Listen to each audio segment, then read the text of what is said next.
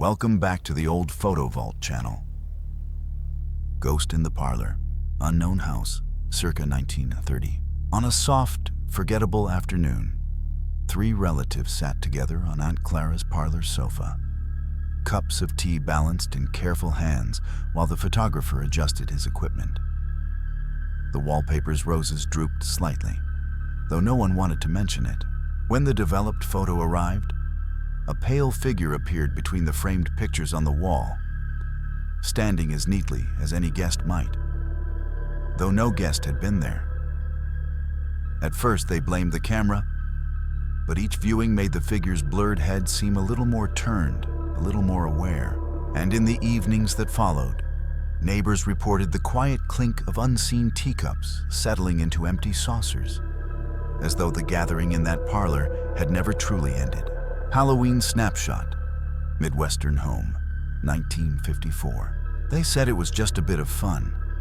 Marjorie, Helen, and Louise crowding together in Helen's living room while a neighbor snapped a photo before the costume contest. The radio hummed softly. The curtains swayed once, though the windows were shut, and no one thought much of it. But when the picture developed, a fourth figure appeared above them. Tall, blurred, almost human, its face turned slightly toward Marjorie as if recognizing her. At first they blamed a trick of the camera. Yet Helen swore she'd felt a faint draft behind her, like someone exhaling. Marjorie grew uneasy in the days after, waking to the sense of a person standing quietly at her doorway, watching with patient interest.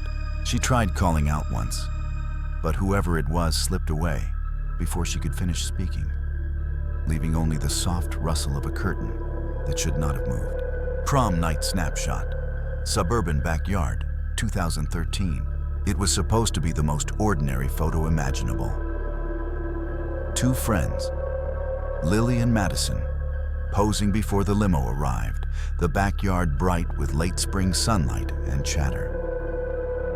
Their parents kept calling for just one more, while the other girls fussed with corsages in the background. Nothing felt strange then, only the excitement of a night that hadn't begun yet. But when Lily's mother reviewed the pictures, she froze. Behind the girls, half hidden in the pine branches, stood a gaunt, gray figure. Tall, hollow-eyed, its mouth parted as if mid-breath. No one had seen anyone there. No one had heard a step on the mulch. Later that week, Madison mentioned she'd felt someone brushing past her during the photo, though everyone else had been behind the camera. And now, whenever they walked by that part of the yard, the branches seemed to lift and settle on their own, as if making room for someone still standing there. Execution room photograph, State Penitentiary, 1947. They said Warden Ellis only wanted a routine document for the archives. Nothing dramatic, just a clean photograph of the empty execution chamber after the floor had been scrubbed and the straps inspected.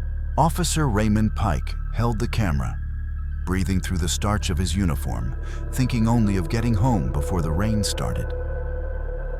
But when the print dried, a pale shape hovered beside the chair, its outline eerily similar to Thomas Brigg, the man executed there 2 nights earlier.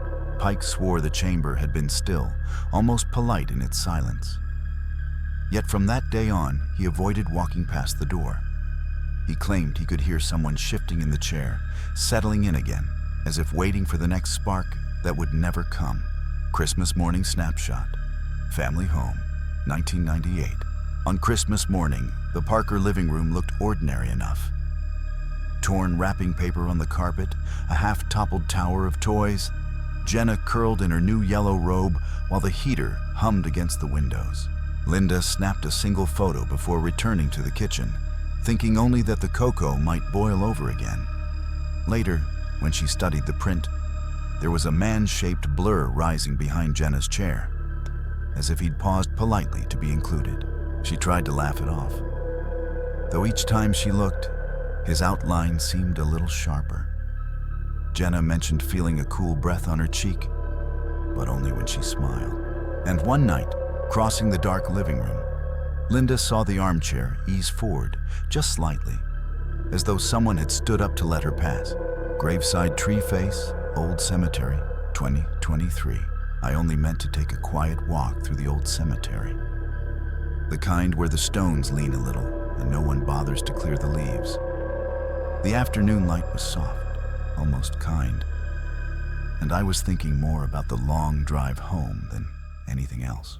Then I noticed the grave with the broken wreath, the slab furred with moss, and that tree pressed close beside it. When I stepped nearer, the ridges of the bark seemed to shape themselves into a face. Calm, patient, watching me with an expression I couldn't place. I told myself it was just shadows, yet the closer I looked, the more certain I felt that the eyes had been carved from within, not into, the trunk. And as I turned to leave, I heard a dry shifting behind me, like old wood adjusting to stand a little straighter. Bedroom mirror photograph, suburban home, 2011. I took the picture myself. Just a simple test shot of the model, Mara, kneeling by the window while I adjusted the exposure. The morning light was soft, almost silvery, and nothing about the room felt unusual then. It wasn't until I developed the film that I noticed the faint shape in the lower right corner. A face pressed close, as though trying to look over her shoulder. At first, I blamed a smudge on the lens, but the expression was too deliberate, too watchful. I kept remembering how Mara had paused halfway through the shoot, saying she felt someone standing behind her even though we were alone. Now, every time I review the photograph, the face seems a little clearer, as if it's been waiting for me to notice it properly. Last visit on the floral sofa. Family home, 2009. The living room looked the same as it had for decades. The floral sofa sagging a little in the middle, the afternoon light collecting in soft pools on the carpet. Harold sat beside his wife, Edith, holding her hand the way he always had, whispering small memories to keep her awake. Their granddaughter snapped a quick photo, thinking only to capture something tender before stepping out to make tea. When the picture developed, another face appeared in the fabric of the sofa, faint, watching, its features pressed forward as though listening. Harold said nothing, but he kept looking over his shoulder in the days that followed, as if expecting someone to finish the stories Edith no longer could. And at night, the indent beside him deepened gently, like an old friend easing into a seat long reserved. Shadow on the wallpaper. Country guest room, 1972. I remember the room being almost too quiet that afternoon. The kind of quiet that feels staged, like someone has stepped out only a moment earlier. Lydia lay across the bed while I checked the focus on my old film camera. Sunlight slanting through the warped window pane. Nothing seemed strange then. The wallpaper's bright florals looked almost cheerful. But when I developed the role that evening, a tall, half-formed shadow appeared on the wall behind her.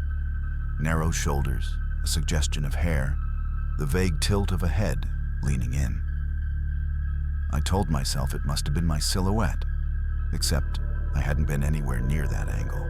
And now, whenever I look at the print, I notice the shadow's arms are a little clearer each time, as if it's still deciding whether to reach toward her or toward me. The Morning Sisters. London studio, 1884. People later claimed the Whitcomb sisters, Evelyn and Clara, had every reason to fear being photographed so soon after their mother, Margaret Whitcomb, died of fever in their Hampstead home. Mr. Bistaker Alden, the studio photographer, remembered how the women stood rigid and silent, as though expecting someone else to enter the frame.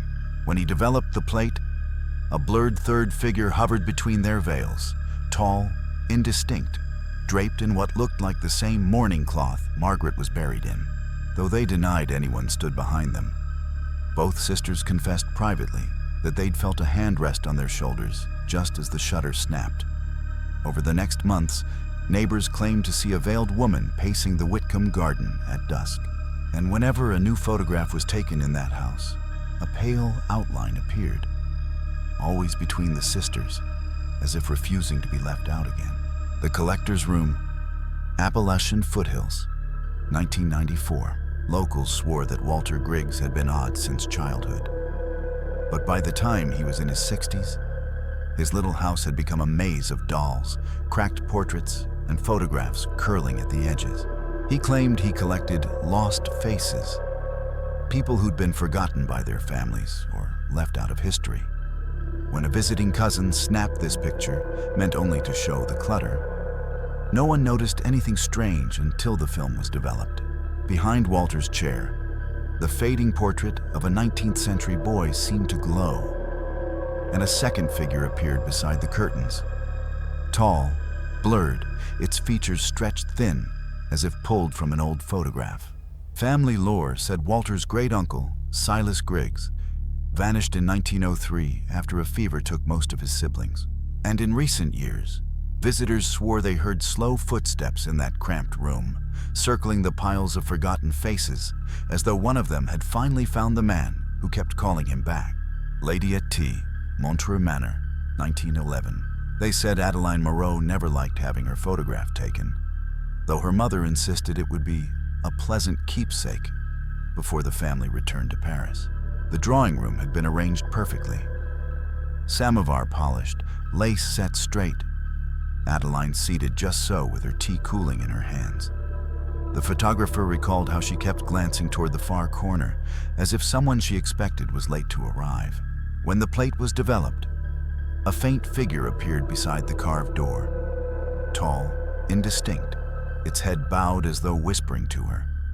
Family history recorded that Adeline's fiancé, Lucien Charpentier, drowned in Lake Geneva the previous winter, and his body was never recovered.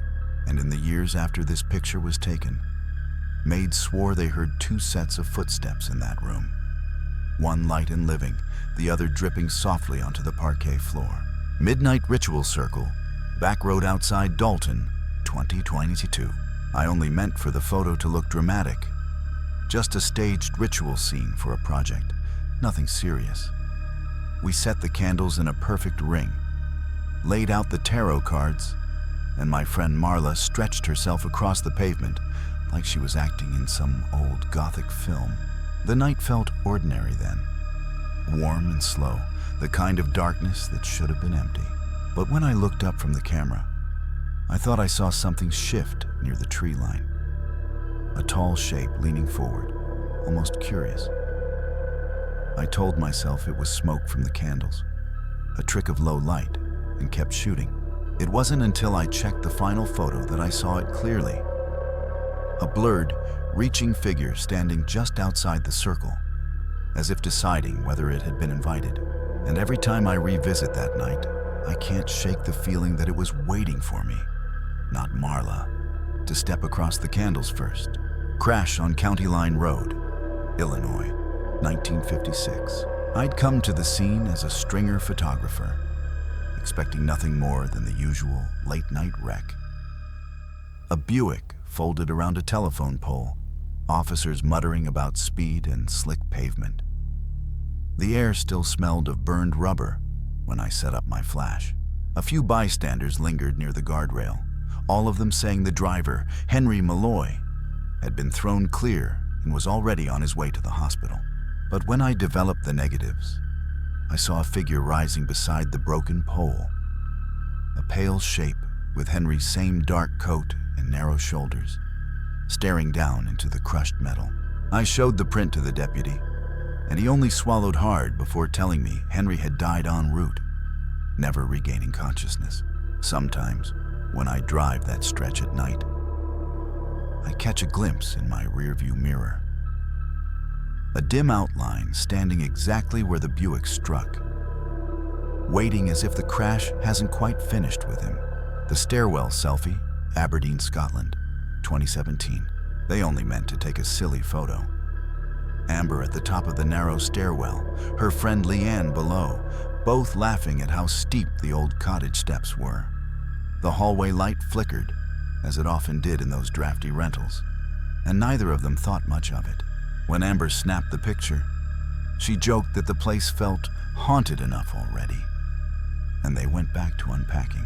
Later that night, scrolling through her phone, Amber stopped cold. Behind her shoulder, half hidden in the dimness, was a pale face, sunken eyes, a mouth slightly open, as if caught mid-whisper. Leanne swore she'd felt a cold breath on her neck just before the photo was taken, but thought it was the window. And ever since that evening, the stairwell light refuses to stay on for more than a few seconds at a time, as if someone keeps turning it off from the darkness above. The Parlor Seance, Hartford, Connecticut, 1892. They said the Whitlock family only meant to hold a quiet sitting, nothing grand, just a medium's visit after their youngest daughter, Lillian, died of winter fever. The room had been arranged with careful gentility. Curtains drawn, chairs pulled close, the air smelling faintly of coal smoke and lavender water. The photographer, Edmund Chase, was invited merely to document the gathering for the family album. When the plate was developed, Chase saw what the family later refused to deny: a faint, transparent figure standing between Mr. Whitlock and his eldest daughter, Clara. The outline matched Lillian's last portrait. Small shoulders, the same pinned-back hair. Neighbors would whisper that for months afterward, the Whitlock parlor sounded occupied long after everyone had gone to bed, as if Lillian kept returning to finish the conversation cut short by her illness. And in every subsequent family photograph, she appeared again, never smiling, always waiting. The dining room apparition, Hawthorne Estate, 1906. They said the Hawthorne dining room had always felt too full, even when no one was in it. The air held a kind of watchfulness, as though the carved cabinets and polished plates were waiting for someone who never quite arrived. When the estate's new owner, Mrs. Eleanor Briggs, commissioned a photograph to document the room's condition, the housekeeper refused to be present, muttering that the place was occupied enough. When the print returned, a faint face appeared in the tall mirror above the mantel. Sunken eyes, hollowed cheeks, as if rising from the glass rather than reflecting anything within the room. Old records later revealed that Nathaniel Hawthorne's youngest brother, Thomas, died in that house at 23, collapsing during supper after weeks of fever. And visitors claimed that, even decades later, the heavy dining chairs would scrape back from the table on their own, as though someone still hoped to join the meal he never finished. The Grand Staircase, Wexley Manor, 1913. They said the staircase was the pride of Wexley Manor. Its velvet runner imported from Italy, its carvings rumored to have been inspired by old family legends. Visitors often remarked that ascending it felt like walking through a whisper, cool air rising from nowhere, a faint pressure at their backs. When Lord Harrington commissioned a photographer to document the estate before his daughter's wedding, no one expected anything unusual. But in the finished print, a face appeared woven across the lower steps, hollow-eyed, austere, as if rising from beneath the fabric. House records later revealed that Jonathan Wexley, the manor's original heir, had fallen down those very stairs in 1784 under circumstances quietly labeled unresolved. Servants claimed that ever since, footsteps could be heard pacing the steps long after midnight, steady and deliberate, as though someone kept trying to climb back to the life he'd lost on the descent.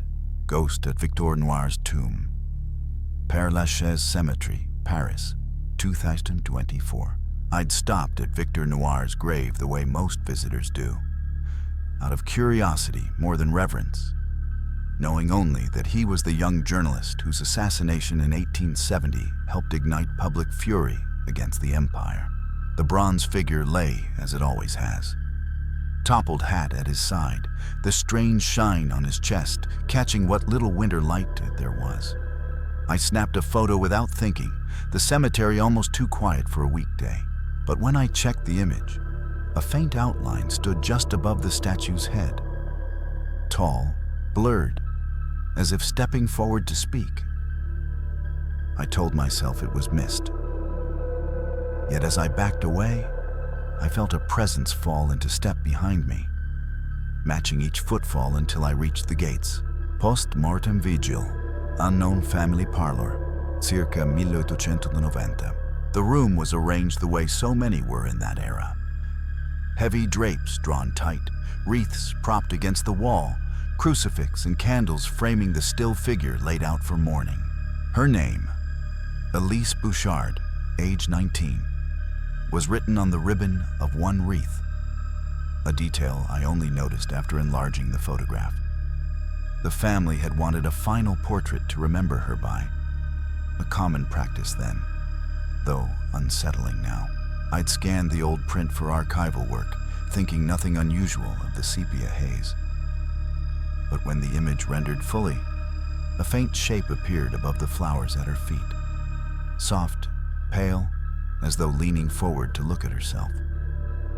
I tried adjusting the contrast, but the figure held its place. And sometimes, when I reopen the file, I swear the girl on the bed seems to be glancing a little farther toward that hovering outline, as if recognizing something the camera was never meant to catch. And that's where the photo ends. Two girls smiling at the start of their night, and something else staring out from the trees behind them, as if it had been waiting for the camera as well. No one remembers a stranger at the fence.